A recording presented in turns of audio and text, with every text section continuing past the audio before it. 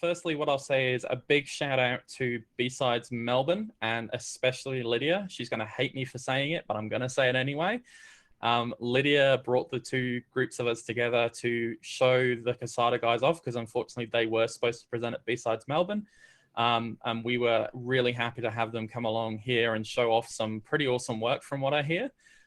So mountains of applause for everything that the B-Sides Melbourne team has done. And also thank you very much to Nick and Sam who've come along today. I think Sam's in the US, so I don't know what time it is with him, but we will start getting started. Sam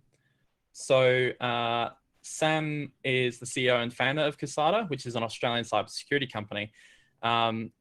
Its industry-leading platform Polyform stops malicious automation attacking websites and web applications.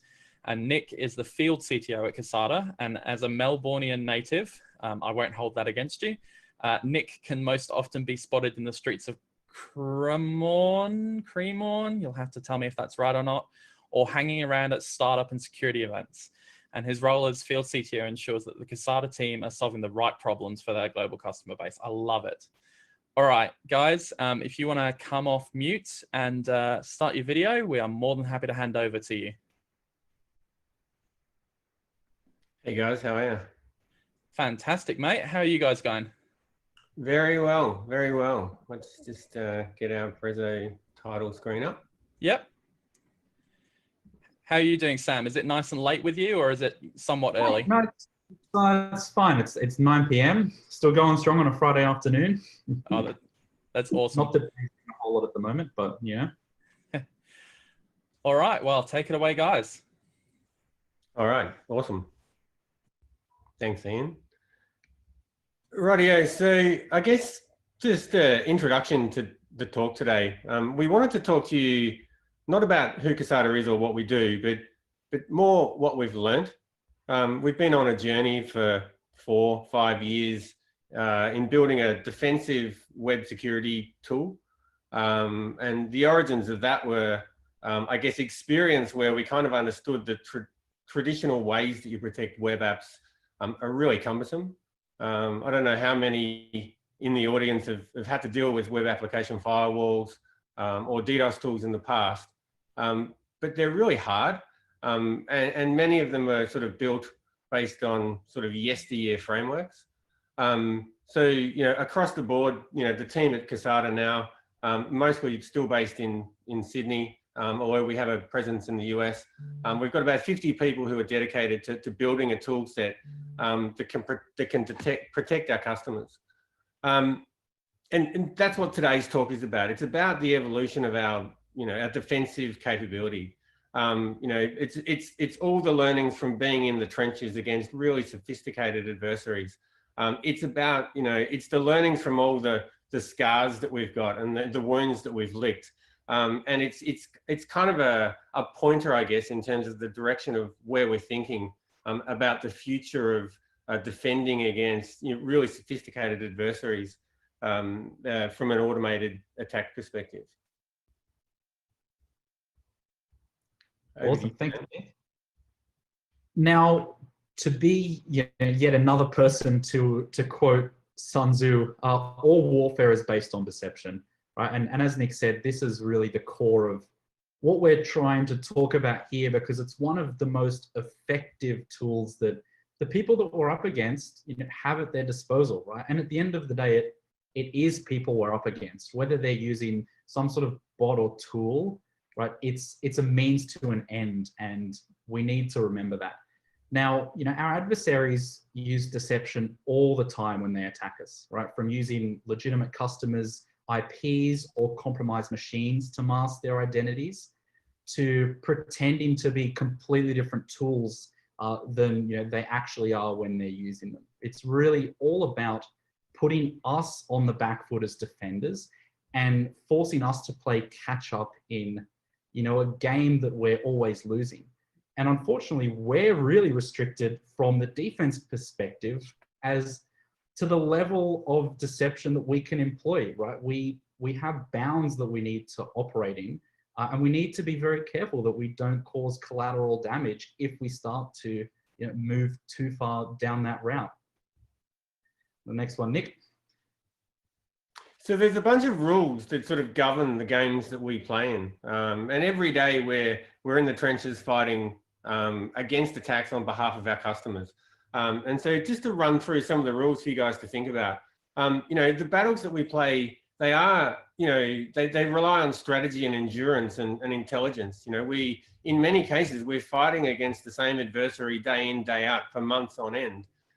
So, you know, we need to be thinking about this as a case of, well, there's evasion from the adversary side and there's detection from our side. And both parties invest equal effort in terms of improving their capability in this side of the game. You know, it is thanks Dave Hall for the naming convention. Internally, this is the way we think about it, but more conventionally, we call it a game of cat and mouse. And I think everyone would be familiar with that sort of an idea of from a security perspective of never really being able to truly win the game. You know, but from our perspective, and the core bit from a bot perspective, is that there are no bots. We don't fight against scripts. We fight against the humans that write them.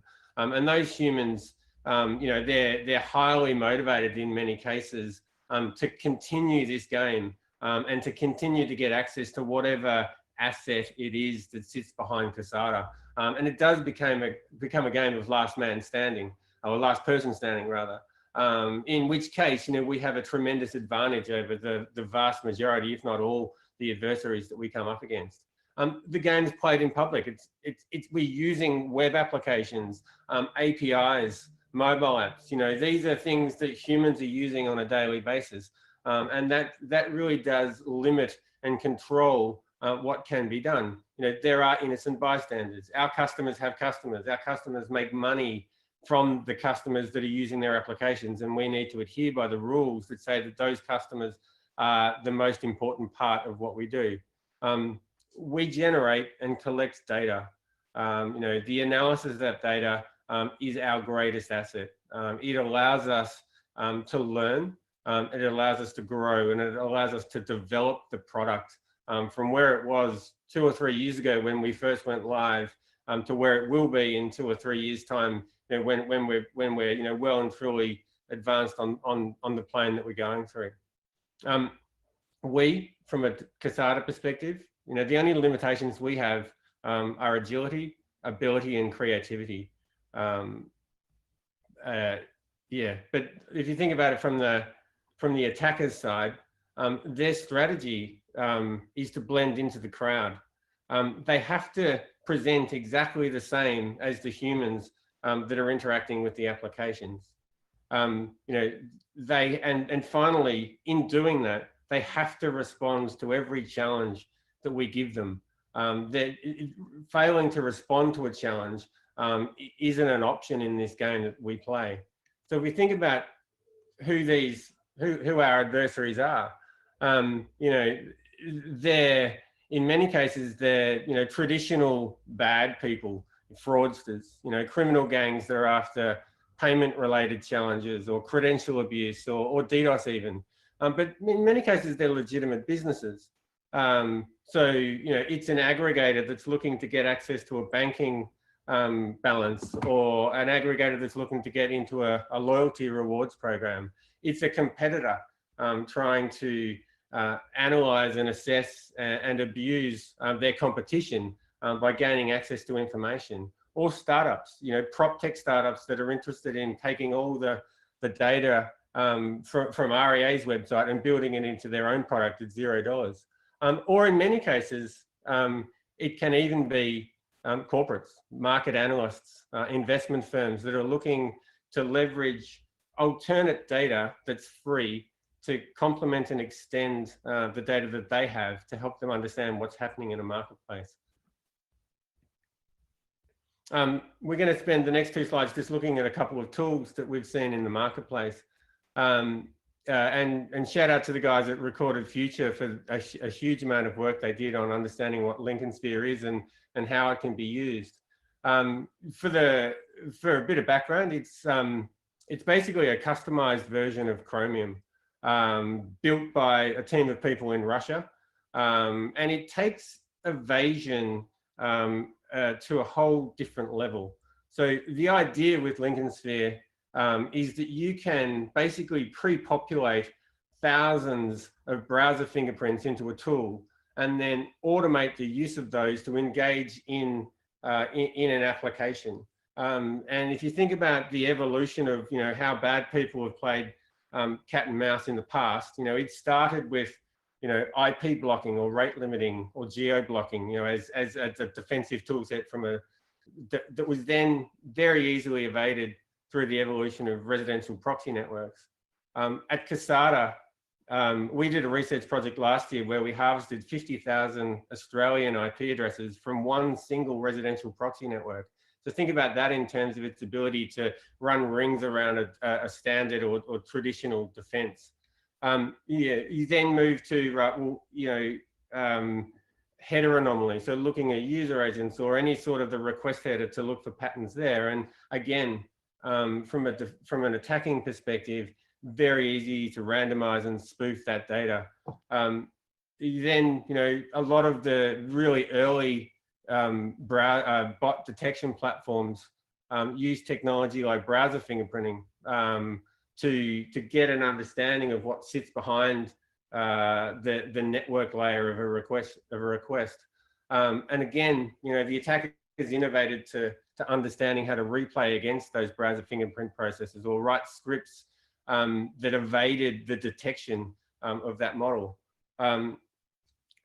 Again, more recently, what we've seen come to market with a lot of the traditional bot detection platforms are anti-replay, behavioral data, browser baselining, where they're really taking sophisticated data and bringing it back to allow us to understand what happens what's happening in the client.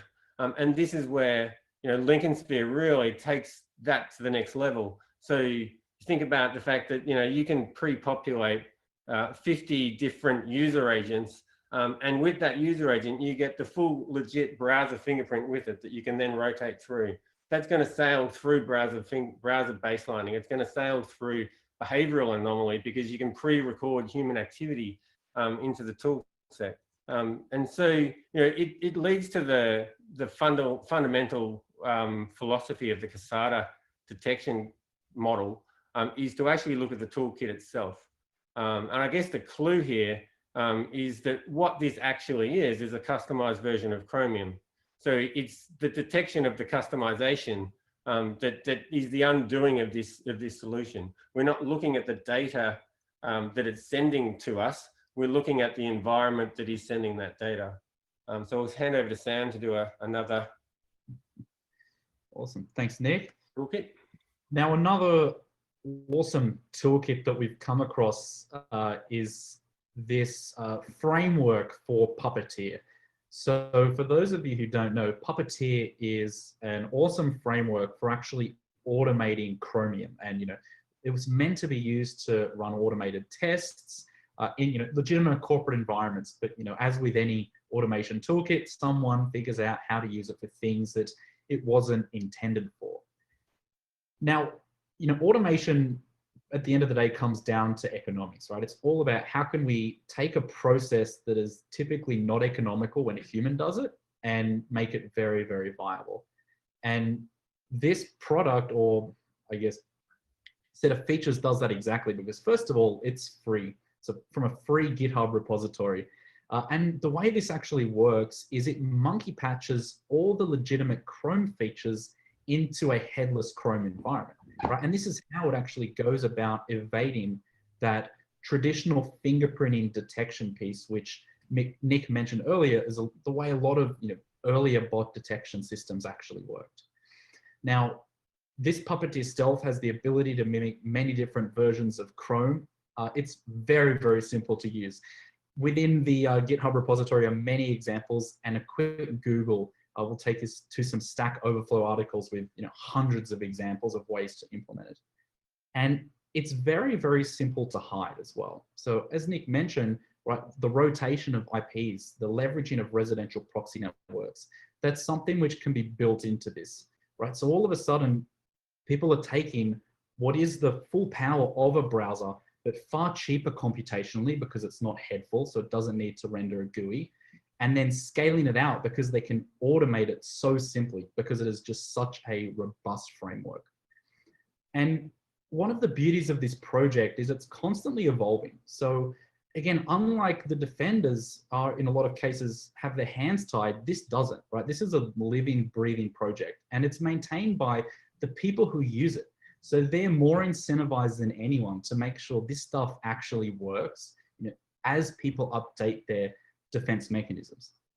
Now, to Nick's other point where it's about understanding the environment, the only way in which you could actually detect that this is being run against an application is if you can actually look for the environment that it's coming from. And if you can understand the differences between this legitimate Chrome and an illegitimate, you know, monkey patched Chrome, like in this case. Thanks to you, Nick. This is you, Sam. Oh, this is me. Yeah, sorry, big shout out. Sorry. So the B-Sides crew wanted to, you know, just say, hey, you know, you guys are awesome. We're very sad that unfortunately we had to, you know, cancel the conference and weren't able to present, but we wanted to thank you for the opportunity, and we're looking forward to presenting at B-Sides once the world goes back to normal. Now, there's a few problems with traditional defense. One of the first ones is that our adversaries have access to an ever-changing array of tools, and unfortunately, we generally do not. We're stuck with a particular appliance or, you know, a particular tool set to work with, and it's very difficult to move away from that. And we're also wedded to the truth in a sense, right? The people that we're up against are not, and they've taken this to the nth degree, right? They've mastered the art of deceit, whether it's pretending to be our legitimate customers by using their machines or their IP addresses, whether it's pretending to be a browser that they're not or some other tool, but they're very good at making sure we don't know the truth. And as defenders, you know, we actually help enable this in a lot of ways. We give them very strong signals, right? When we block an IP address because it hits rate limit rules, you know, something that's very easy to do, it's a very clear signal that something's wrong and that the adversary needs to change their behavior. And, you know, it can work in some short-term scenarios, but the reality is it's just not sustainable because it's too transparent. And us playing by the rules, you know, is often to our own detriment. So it's really time to think differently, right? We need to, you know, in a sense, throw out the rule book that we have and start again.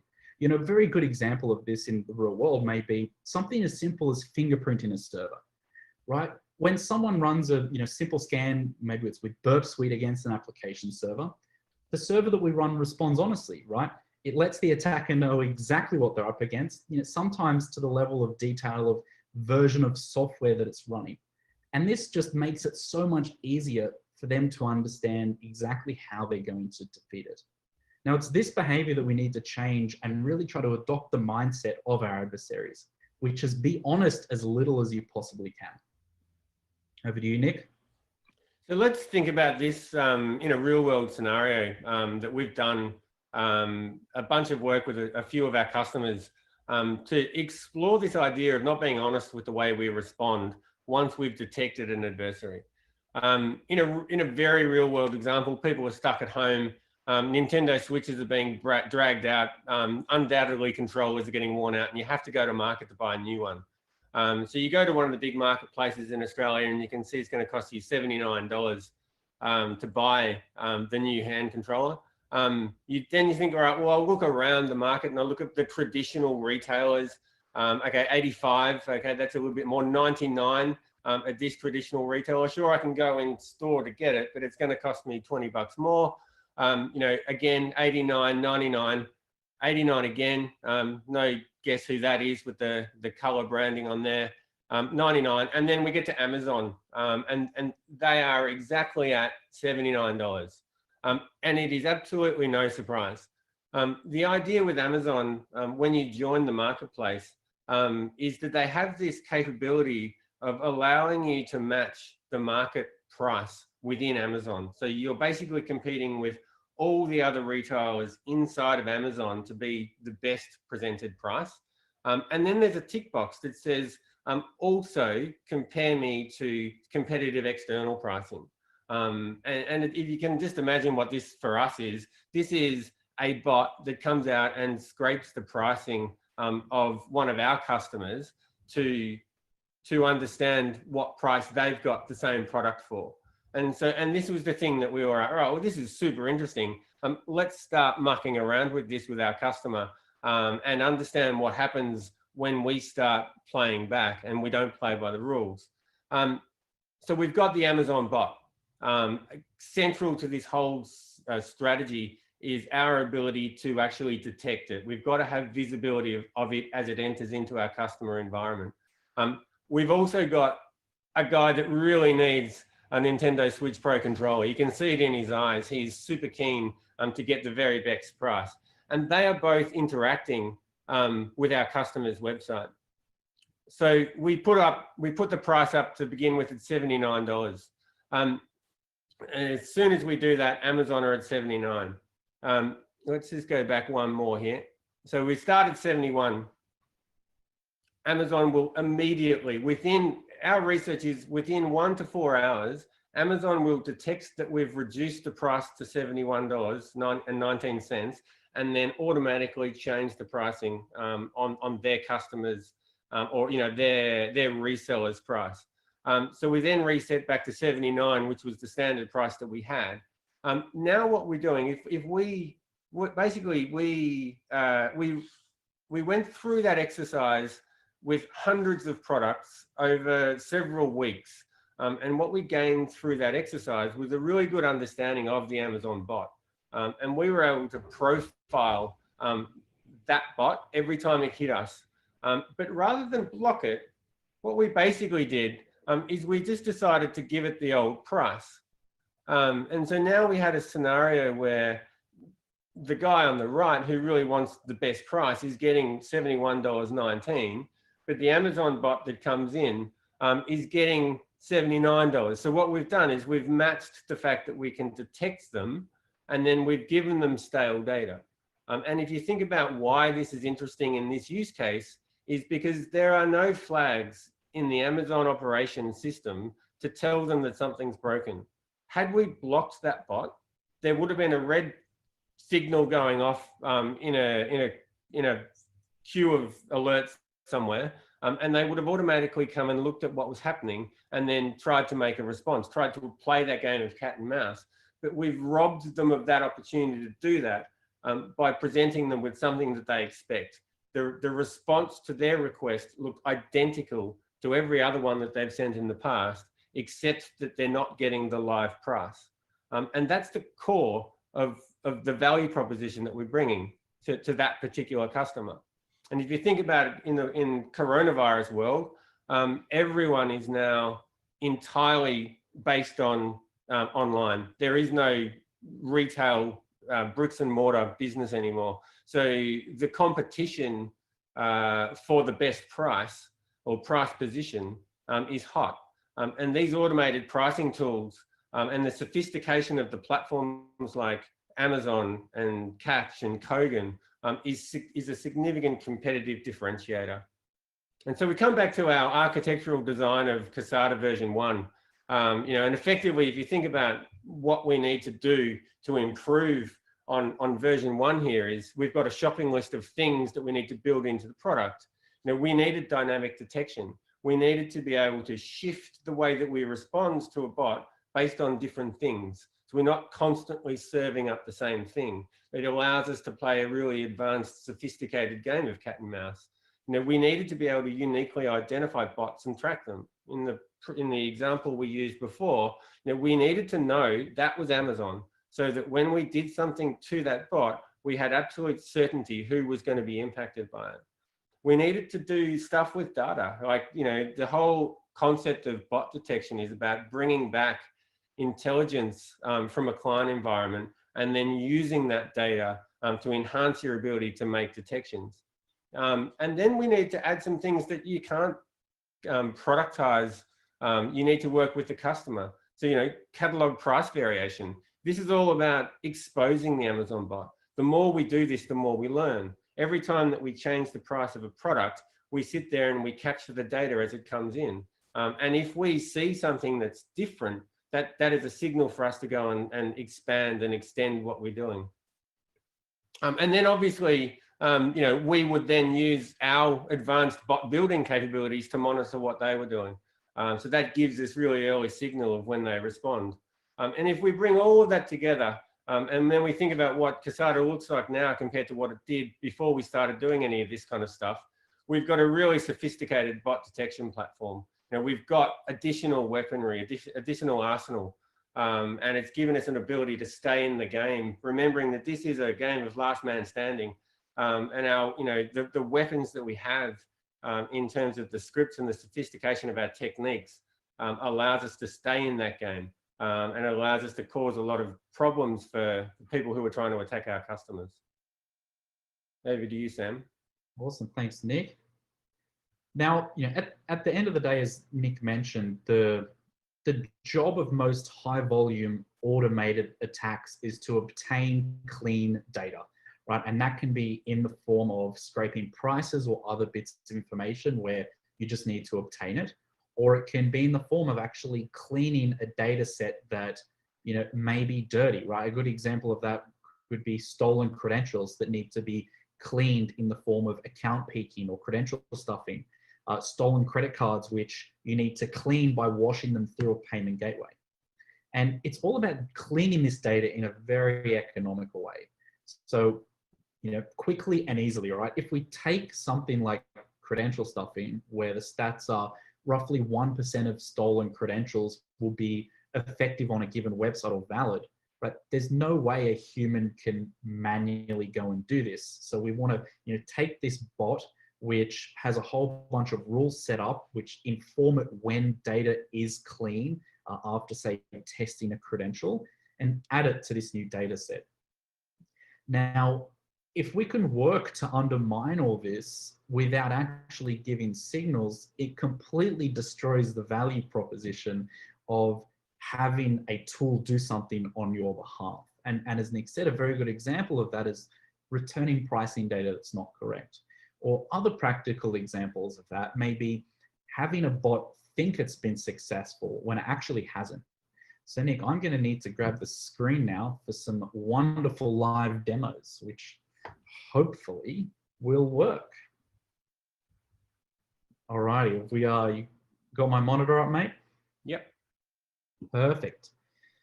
So what we can see on the left is this, you know, unbelievable e-commerce website where, you know, we can keep our baby Yodas looking very fresh. And, you know, I now, as a criminal, actually need to get my hands on some of these baby Yodas. Now, obviously, I'm not going to go and spend my own money. So I'm going to try and actually break into someone's account. So on the right-hand side, I have my bot, which I'm going to run now. And what you can see here is that's actually going to test different credentials and then let me know whether or not they've been successful. Now, this is a very, very easy job for me because, you know, boom, you can see I've got a hit, right? And I don't have to do anything. You know, I could have gone away and had a coffee and come back and all of a sudden can see that, okay, here's a user that I can now log in with. So if we go over to this, log into Mando with my password, no droids, sign in. Perfect. We've got access to someone's account. You know, easy as ever. I took a huge data set and made it clean almost instantly. Now, if we take the mentality of, you know, not telling the truth as defenders and try to implement something which in this case is going to lie to the bot, the equation becomes very different. So in this particular case, now when I run my bot, what's actually happening is the server has first of all identified that it's not a human attempting to log in, even though I'm, you know, using my UA rotation, doing all the stuff that I'm meant to do, but it's telling me that I was successful. It's actually sending me a completely valid response, informing me that, hey, my login attempt has worked.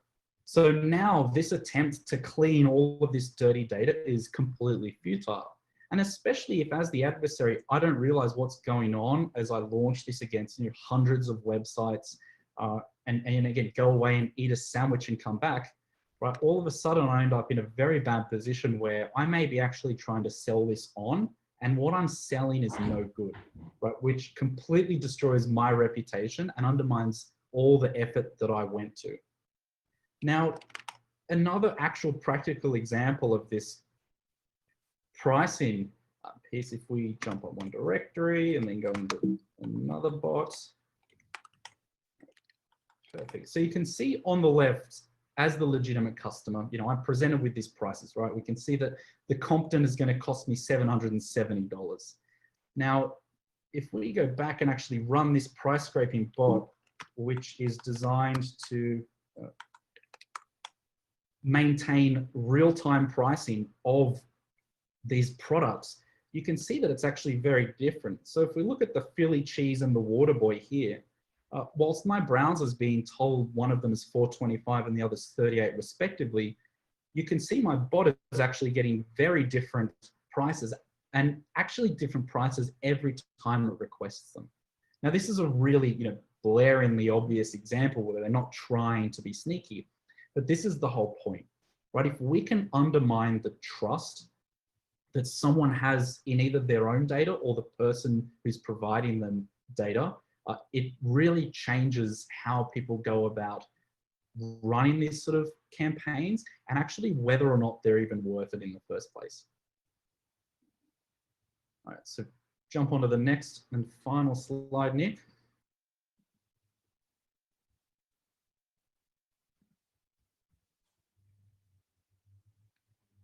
Wonderful. Mate, we're going to need to jump to the next one. There. Mate, I'm not sure what one's this. Right to the end, right to the end. Oh, perfect. Yeah, as we've said throughout this, right, defense is just too honest. We enable all of our adversaries and enemies to maximize their efficiency because we're just so easy to attack, right? It's so hard for us to employ these different philosophies around not being so honest in a lot of environments. But it's really something that we need to think about because it actually enables us to be really on the front foot. And counter deception is just an unbelievable way to do this, right? And that can come in many forms, but at the end of the day, it just helps you disguise your actions, right? If someone's looking for a successful or a failed login and you tell them that it was the opposite, it completely disguises what's going on. If you route someone to a different application because you understand what they're doing, but don't let them know, all of a sudden their attack, you know, is not really working. Now, it also actually enables sustainable defense. And the reason is it doesn't force someone to change their behavior, right? If people aren't used to us lying to them and we start doing it, they have no reason to actually investigate and see. So it actually buys us enormous amounts of time in what is at the end of the day, a cat and mouse game. And it really creates uncertainty and doubt, right? When adversaries cannot trust their data, right? Where do they go? Right? If someone can't trust that the pricing data that they're getting is right, it's very problematic for them. And what it does is it undermines exactly what our adversaries are trying to achieve. And as I said, it puts us on the front foot. Back to you, Nick. So that's it. That's the end of the presentation, guys. I hope it was interesting, educational. I'll be hanging around on Slack for as long as I can not get in trouble at home. So shoot through any questions. I'm delighted that we didn't get disrupted by my kids. You know, we had the possibility of creating a world first keynote that was presented by a tantrum. Our mean time to tantrum at our house is pretty low right now. So over to you, Ian.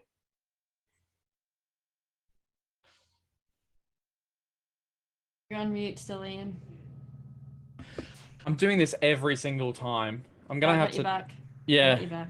Thank you very much. Thank you, Nick and Sam. That was some really awesome work that you guys have been doing and some really interesting ways that you've been applying it and how it sort of feeds into everything we do in day-to-day life, I guess. And I know that deception is kind of becoming a new thing that everyone is trying to do. And it's really good to see some of the work that you've been doing. And there's a lot of applause in the Slack channel I can see right now. And I think there's some questions as well. So it would be fantastic for answering some of those questions. So thank you very much again, guys.